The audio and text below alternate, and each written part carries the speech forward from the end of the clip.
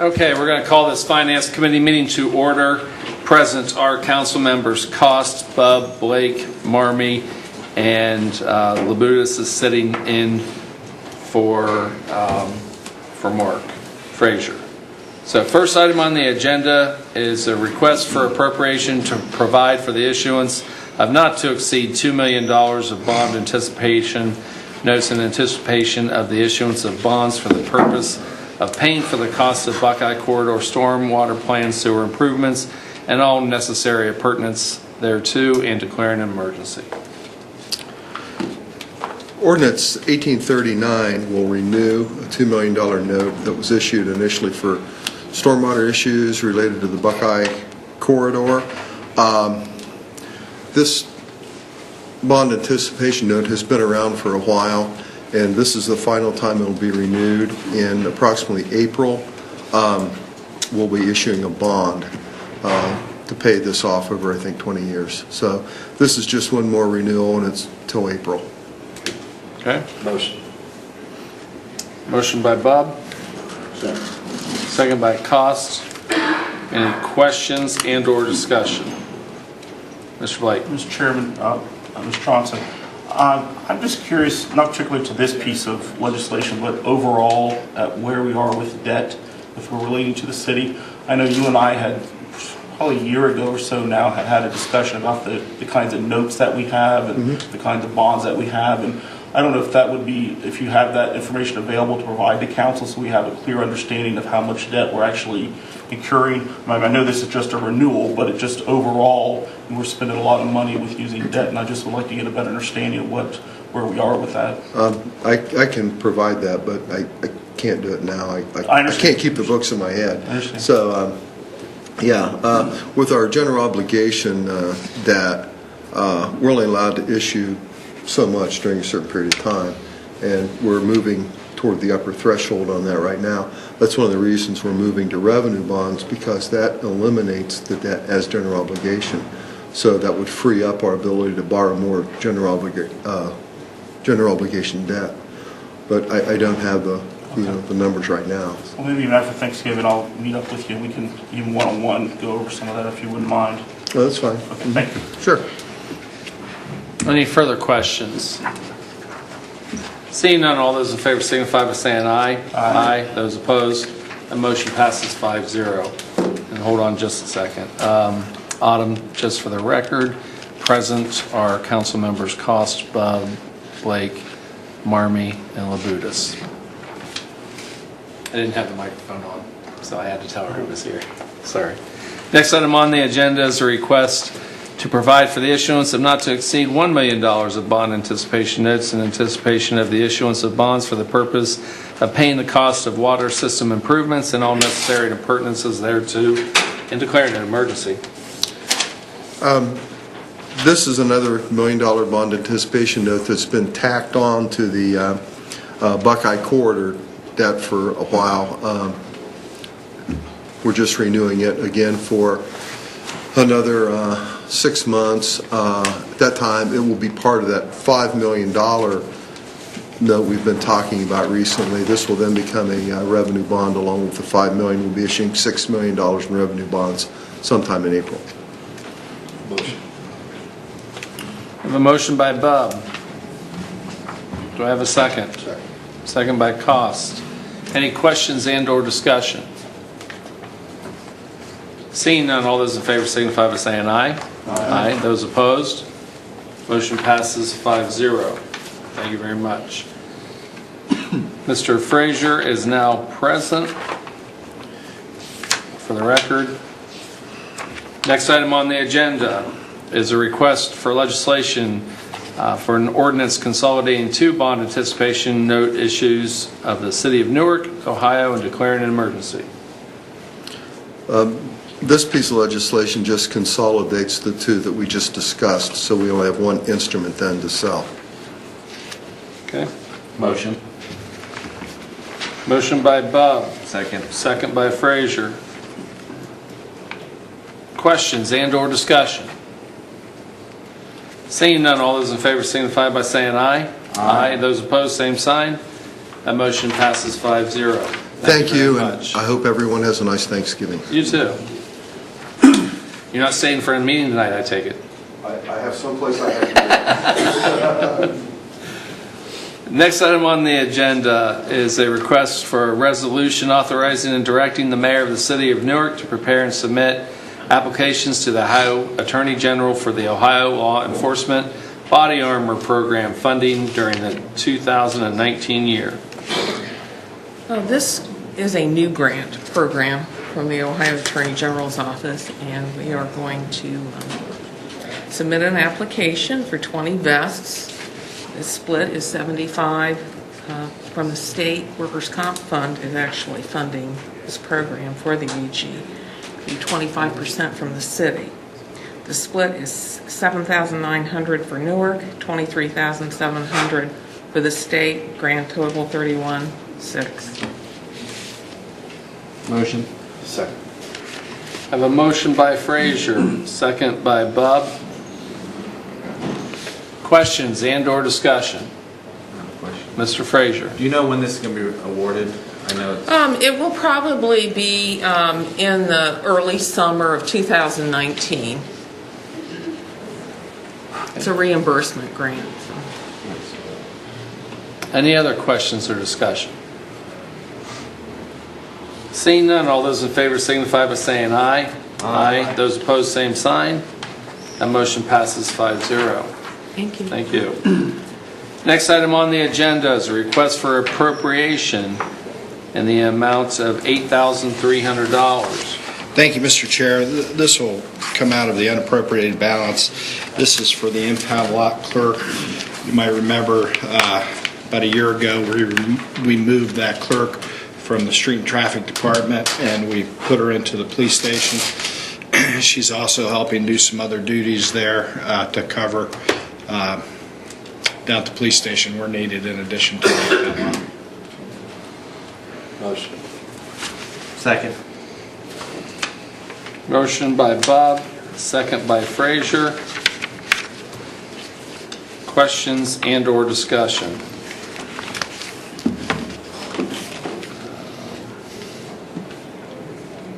You gotta double check this. Hold on a second. So you're saying this is not Tom O'Reilly's? Unappropriated balance? No. I'm saying this is for the impound lot clerk. Okay.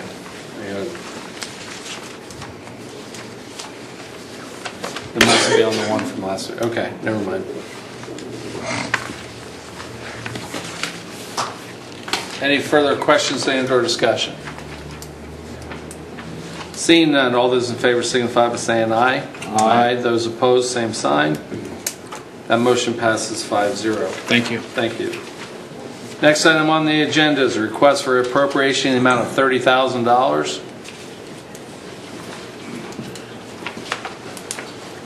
This is for funds for our water treatment plant. We've had an extremely wet year, and so we've had an extremely muddy year at the water plant, and so we've had to use a lot more chemicals to keep the water looking clean.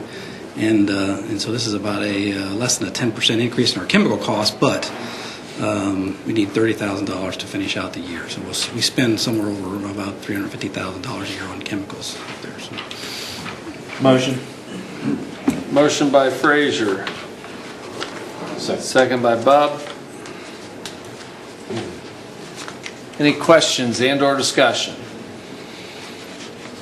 Seeing none, all those in favor signify by saying aye. Aye. Those opposed, same sign.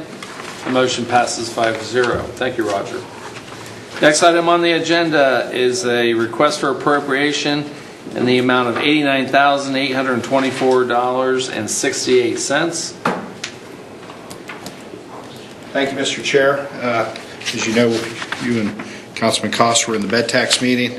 This is the appropriation of the unappropriated balance of the hotel bed tax fund. Just asking to have that appropriated. Motion. Second. Motion by Bob, second by Frazier. Any questions and/or discussion? Yes, Mr. Blake. Director Rhodes? Yes. For what purpose? We have legislative commitments, and the bed tax dollars come in, and the final dollars, not the final dollars, 3/4 of the way through this year's dollars have come in. We're asking for those to be appropriated, so at which point we can meet our obligations per legislation.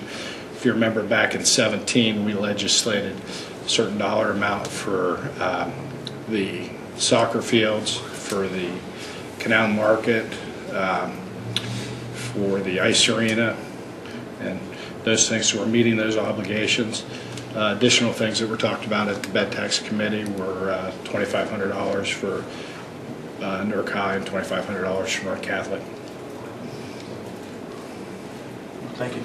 This will result in approximately, we don't have final numbers, but there's still going to be about a $40,000 to $45,000 carryover for the bed tax to allow some things that come in later in the year, requests and things like that, or actually it'll be early next year usually is when they come in. So there's still funds available if something comes up, a need arises, that there'll be bed tax dollars available.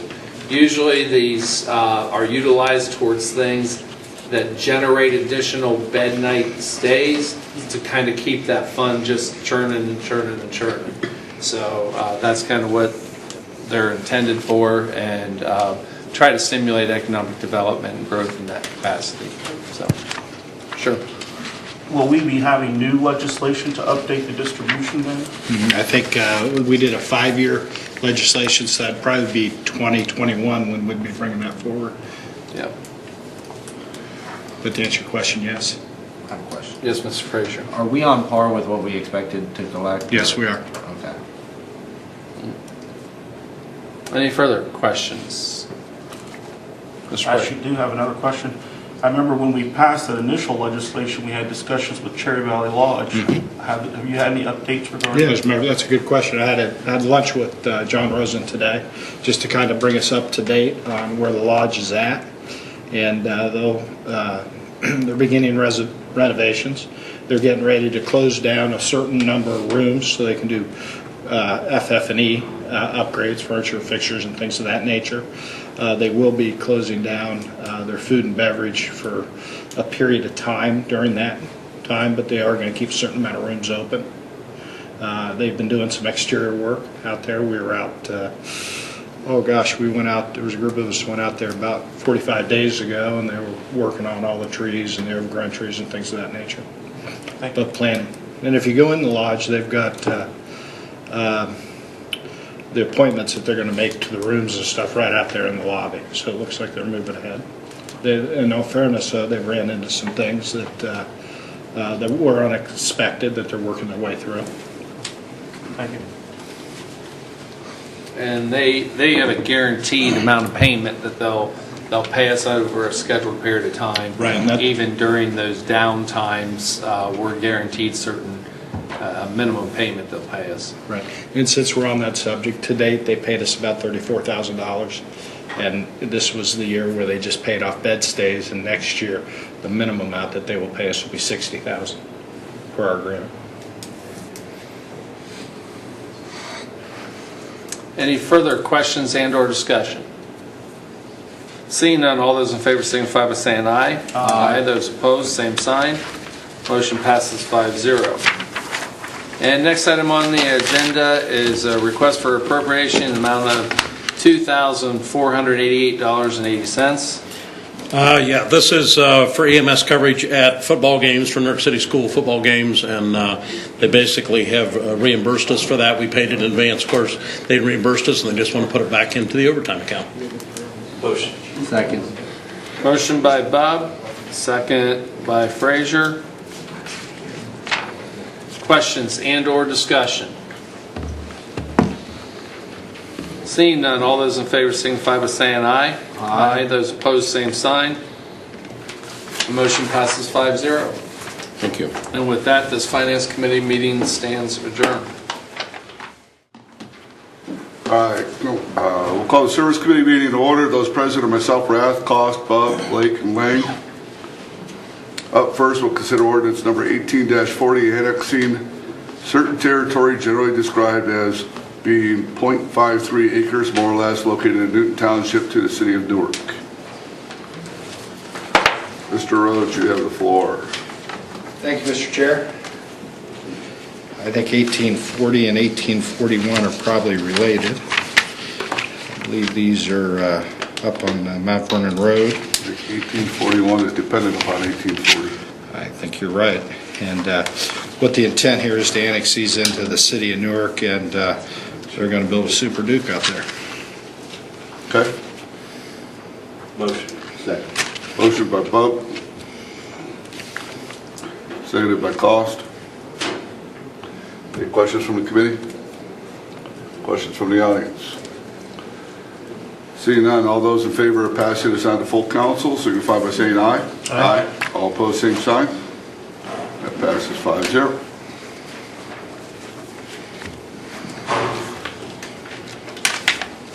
Up next, consider ordinance number 18-41, change the zoning classification of certain real property generally described as 1905 Mount Vernon Road, City of Newark, Licking County, Ohio, from that of newly annexed property to MB, Medium Intensity Business District, zoning code of the City of Newark, Ohio. Anything you want to add, Mr. Rhodes? Nope, I think you got it, Mr. Chair. Okay, so this will go to, this motion by Bub, seconded by Cost. This will go to council and then off to planning commission, and then come back with the stipulation that 1840 passes. All those, I'm sorry, any questions from the committee? Questions from the audience? Seeing none, all those in favor of passing this on to council signify by saying aye. Aye. All opposed, same sign. That will pass 5-0. Up next will be 1842, changing the zoning classification of certain real property generally described as 0 Cherry Street, City of Newark, Licking County, Ohio, from that of RH, High Density Single Family Residence District, to MFR, Multi-Family Residence District, zoning code of the City of Newark. Again, this will go to council next, and then off to planning commission, and then come back to us probably sometime in January. Mr. Rhodes. Mr. Chair, this went through the temporary board of zoning and actually came out of the temporary board of zoning, and they were okay with it. The struggle, a little bit of struggle that I had with it was the maps that we had showed an R3, and then earlier maps prior to that showed an R2, which is just a little different classification on that property before we changed the zoning code.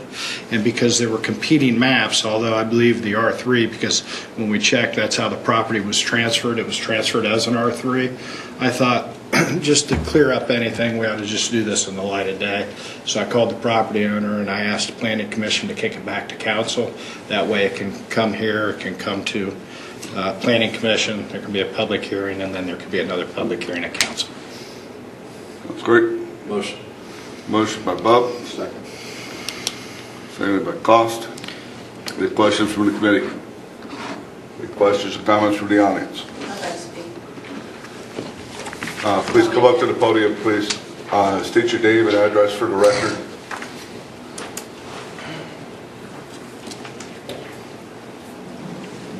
Hi, I'm Betsy Beckman. I live at 888 Granville Street. I did speak to several of the residents of Cherry and Crilly and Channel Street this weekend, and none of them were aware of this zoning change. This will affect their property values, increase the traffic flow. They are very narrow streets back there, and possibly increase crime in the area. None of these residents I spoke to were in favor of this, and they would like their feelings to be known. They are going to be impacted, and I would like this all to be postponed until they could all be heard from. I don't know, maybe a petition or speaking to their council members. And they want their concerns to be heard. Okay. We felt like this was kind of short notice. Nobody knew anything about it. Well,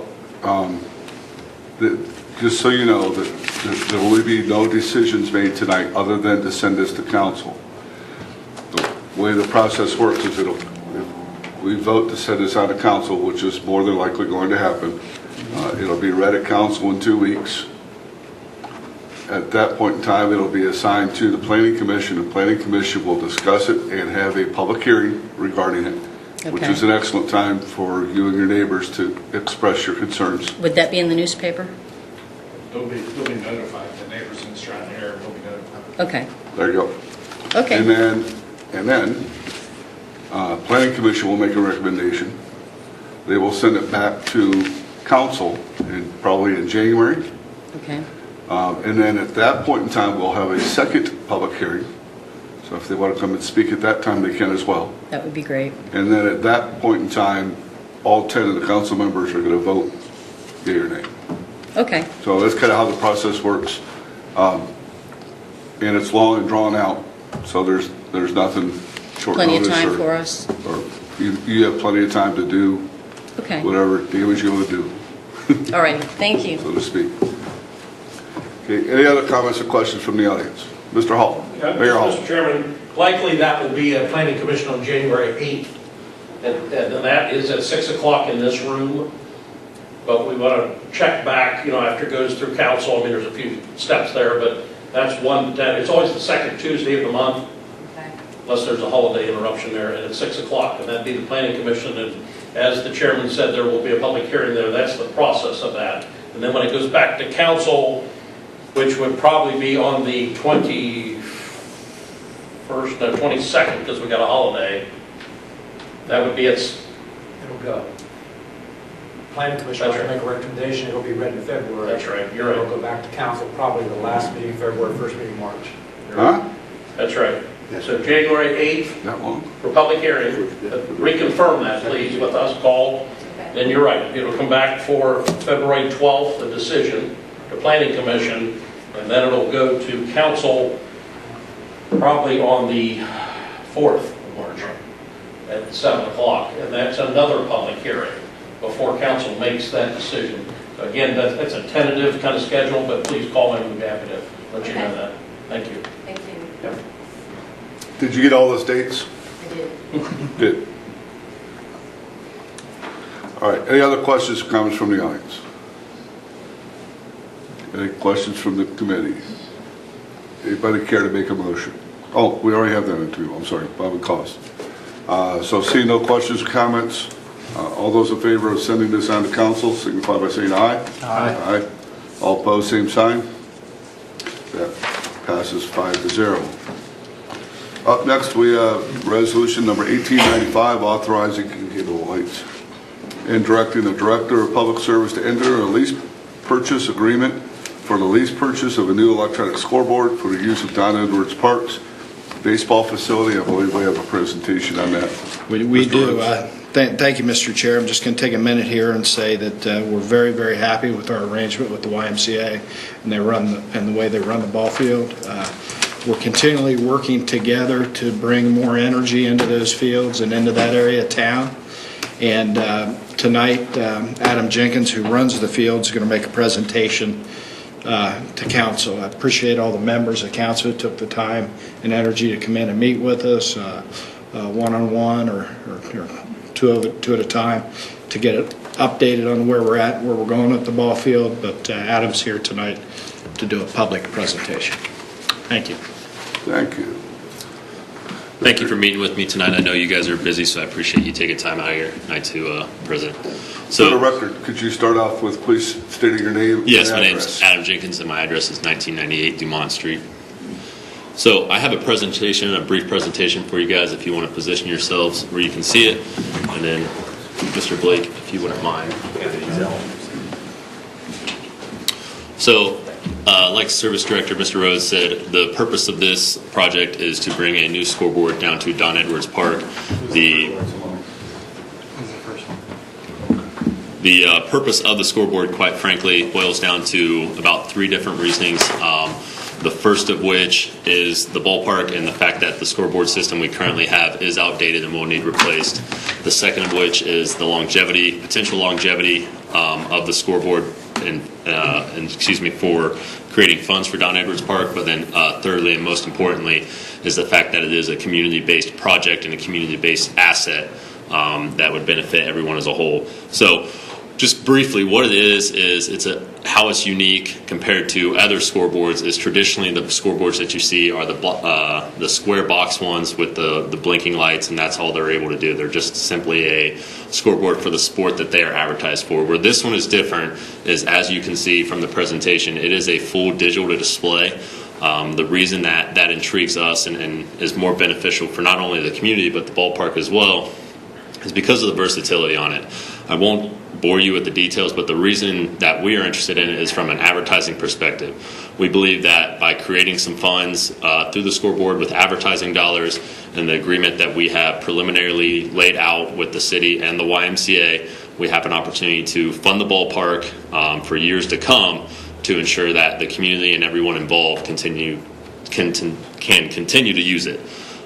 Some of the functions of the scoreboard that are outside of a traditional scoreboard is some of the CIT programs and media software.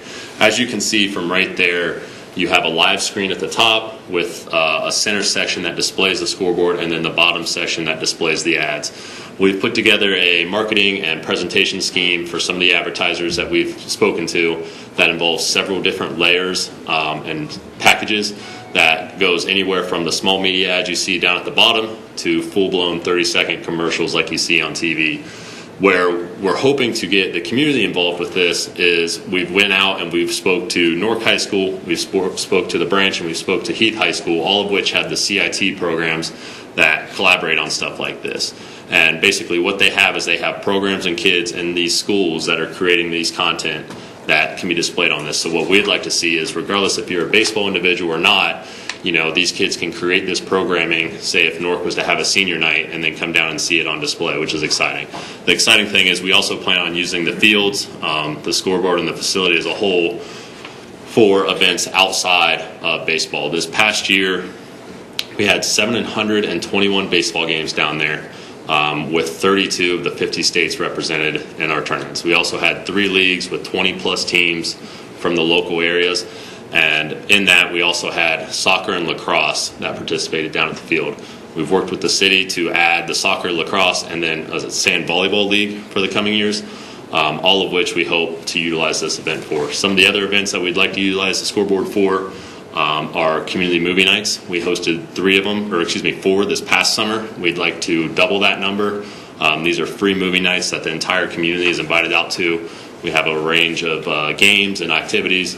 And then we show a free movie on the scoreboard as well. Some of the other events are some pep rallies, different fundraising events for some of the organizations such as Healthy Kids Network and the Backpack Program, along with several other programs. And like I said, this comes back to the CIT programs, the photography, the computer science, video production, where we'd like to really engage the community with a new STEM program that we're doing that allows these kids, outside of the athletic realm, to really display their talents and hopefully present them with opportunities that, quite frankly, aren't available in Licking County and really several counties around us for our kids here in our local schools. So that was a very brief rundown. I appreciate you guys that I've met with already. Is there any questions kind of regarding the system? I know Mr. Rhodes can speak on it in more detail as far as the financials of it. Well, regarding the system itself, if you'll just hold Yes. tight. Sure. Does anybody have any questions for Adam before he goes? Not that he can't come back to the podium, but as long as he's up there. Anybody? Yes, sir. It's hard to get perspective of how big Yeah. Mr. Bowder. it is, Adam. Mr. Yes. Bowder, can you come up so we can hear you on the microphone? Thank you. Mark Motter. I just had a question about the size of the scoreboard. It's hard to get a perspective when you're looking at the picture. Sure. So, and you're exactly right, it is. So this is a picture currently with a rendition in it. Our old scoreboard system was the first picture that I showed you in the presentation. It was about 16 feet long by 24 high. Where this one, it would be significantly taller, it'd be about 36 feet by 24 long. So, it's larger on both scales. It would actually be the first scoreboard of its kind in the state of Ohio as an outdoor system. So we would be leading the front on that, and it's much larger. So excellent question. Is there any other questions? Any other questions? Yes, sir. Mr. Bowder. Yeah, I appreciate you coming down. No problem. Thank you. How, during these games, high school games, neighborhood games, Sure. who is going to run the score? I know in the past, a lot of times it's been volunteers who go up and do this. Obviously, probably Sure. more complex. How does that work? It's actually not a whole lot more complex. The nice thing, the true difference between this and a lot of the scoreboards, outside of the reasons I mentioned, comes down to the software and the programming. They've allowed me to kind of play with it a little bit. I mean, it is so simple. It runs on an iPad. So it will still be volunteer-based outside of certain events. You know, obviously we have the Licking County Sellers and some of the premier events where they hire people to come in, and that's part of their internship. But it still will be volunteer-based for the high schools, in essence to what you're talking about in some of the younger league games. For our leagues, we run the scoreboard quite a bit, and it's one of our employees running it, but it's simple enough where you can just run it on a tablet. It's actually, quite frankly, it's a lot easier than the systems now with the boxes. Yeah. Thank you. Yeah, no problem. Any other questions? Thank you, Adam. I Okay, appreciate thank you. your time. I know you put a lot of time and effort into this. Mr. Rhodes, you want to follow up? Thank you, Mr. Chair. Yeah, I'll just follow up with kind of a 100-foot view. The city currently pays the YMCA about $40,000 a year to run the ball field. What the proposal, and I'd first like to thank Doug Marmee, when I got appointed service director, mentioned him wanting to put a lot of energy into the parks. Each year he's met with me and the Y to help negotiate contracts, and this year was no different. So Doug, thank you for your time and energy there. What we've negotiated preliminary but not signed yet, because we want the council's approval to do this, is we're going to go from $40,000 a year that we pay the Y to $30,000. So that's a $10,000 a year savings. In addition to that, off the sales of the scoreboard, from zero sales, and again from zero sales to $50,000 sales, the Y is going to contribute an additional $10,000 a year to the Licking County Foundation and a fund that's been established for the benefit of Babe Ruth. From $50,000 to $74,000, the Y is going to contribute 25% of the sales of the scoreboard to the Licking County Foundation Fund. From $75,000 to $99,000 on sales on the scoreboard, the Y will contribute 50%. So if there's $100,000 worth of revenue, simple math, they'll donate $50,000 to the betterment of the park each year. And this is being put into contractual form. There's also a $5,000 a year software charge, which the Y is going to encumber. They're going to pay for it. Okay, any questions from the committee? Mr. Lang? Yeah, Mr. Rhodes, if we could talk through the overall cost of the scoreboard itself. Overall cost of scoreboards approximately $240,000, of which we have $30,000 currently sitting in the account, of which another $15,000 is going to be put in the account probably in January, February. So we have $45,000 towards the initial purchase. The proposal would be that I'd enter into a lease purchase agreement with the Park National Bank, not unlike what we do with a lot of other items that we take into the city. We amortize it over a period of years. That period of years has not been determined yet. Whether it's 5 years or 6 years, we might do as much as 7 years. Just want to kind of lay out the payments on it and see how it looks. And then if you could describe the cost difference there between the scoreboard you're proposing versus just the standard scoreboard to replace what I understand is an aging scoreboard that does need to be replaced. Yes. And sorry, if you could, it might be helpful if you describe the situation with our current scoreboard. The current scoreboard, each year we're putting money into it. It really needs to be reworked, replaced. It's probably a 20-year scoreboard that had a life of 10 to 12 years. We've kind of limped it along. Each year we look at it, and the balls and strikes don't come on, or the numbers might say 7, but it looks like a 9 on runs in an inning. It's a constant struggle. So we could go out and take the scoreboard down and just hang numbers on games. But that does nothing to attract additional games to the facility. It does nothing to attract additional advertising dollars in the facility. We've kind of maxed out, when I say we, really with the energies of the YMCA, they've maxed out the advertising dollars on the fences. If you go out there, they got just about all the green space on the fences sold. They do a very, very good job at selling advertisement. What this does, if we want just to replace the average scoreboard, because the city owns it, we would be paying probably anywhere between $80,000 and $100,000 just to replace the scoreboard. Yes, this is 2 times that amount, but with the deduction from what we currently pay them of $10,000 a year, and the commitment to put money into a fund at the Licking County Foundation, so no council in the future can spend it anywhere else, and so no administration in the future can spend it anywhere else. Now we've begun to lay a pattern and a nest to help take care of Don Edwards Field in the future. And that's one of the things we've worked very hard at. We've got a wonderful agreement in the ice arena that funds a certain amount of depreciation. If you go up to Cedar Hill Cemetery, the mausoleum up there, that's endowed. Those dollars come from the trust department at Park National Bank when we want to do things. So we're trying to set a foundation so that the ball field will always be moving forward and always be going in the right direction. The other thing that we're working on with the Y is additional programming at the ball field, from soccer to lacrosse to flag football being moved down there to sand volleyball. We're really trying to make that complex an activity complex that's used, and the Y is the right group to bring that energy to the park. Mr. Marlin. Yes, just to kind of expound upon that a little bit, we can never get the big advertising campaigns because they want the commercials, the flash, the pizzazz. And this scoreboard will allow that, and Adam will be working on getting actual commercials down on that scoreboard, which is where the money is. It's not on, the bigger money is not on hanging a sign on the fence. It's on those advertising dollars of the national type advertising that we might draw there. The big ones, I mean, you can say whatever sporting apparel you want, whether it be Nike, Under Armour, whatever, but somebody's going to want down there when it comes to athletics if we have enough athletic events going on down there. There you go, Mr. Blake. Mr. Chair, Director Rhodes, thank you very much for bringing this forward.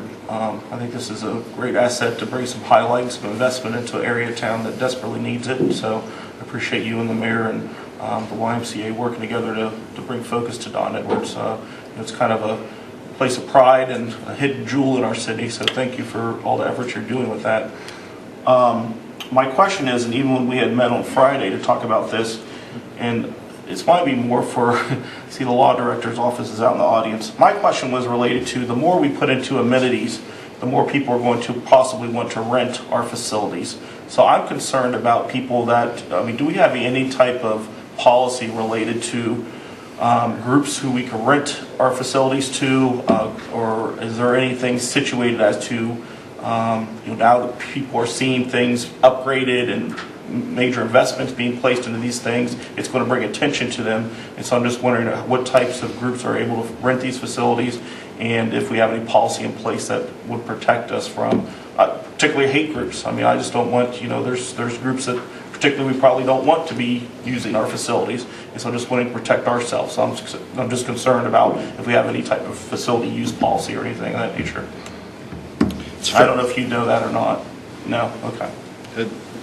Jeremy, that's a fair question. That was one of the things we had talked about a little bit when you came in and we met. At this point, it's a athletic field to be used for athletic purposes. With that being said, the family movie nights are very important to that neighborhood. I think there was two gatherings of religious groups, am I correct on that, last year, that came down and had worship things there. So each group would be looked at individually.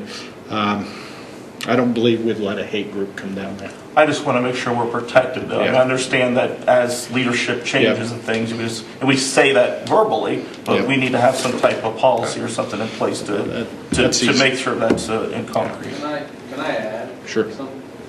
And correct me if I'm wrong, but the YMCA is the management of that facility, and it's them who really will say yes or no to anything. And if you know anything about the doctrine of the YMCA, they have very high morals and standards, and I don't think they would allow anything like that in any of their facilities, let alone that one, because they're the management of that facility. Even though if we're the owners, somebody does not come to the city of Newark to rent that out, they go to the YMCA. If they want to utilize that facility, they have to go through them because they're in charge of all the scheduling and all of that.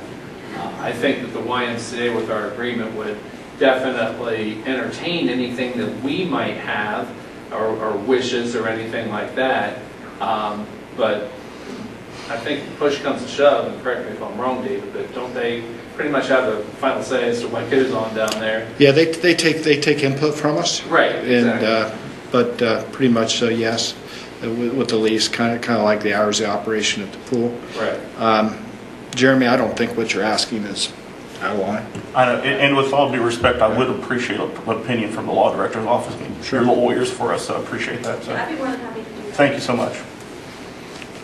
All right, any other questions or comments? I'll make a motion. We have a motion by Bob. Second by Cost. Threw me off.